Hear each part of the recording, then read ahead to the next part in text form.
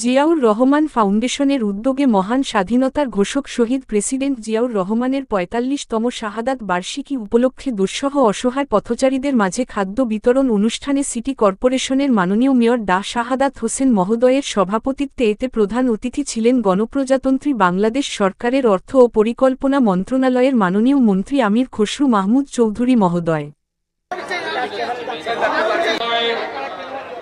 দায়িত্বপ্রাপ্ত মন্ত্রী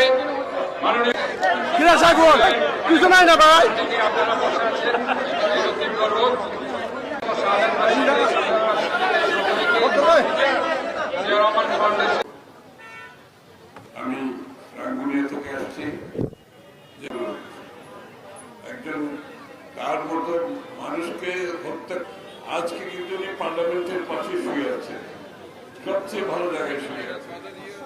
সুতরাং আজকে আমাদের এই দিনে আমাদের প্রিয় নেতার রুহের মাগফিরাতের মাধ্যমে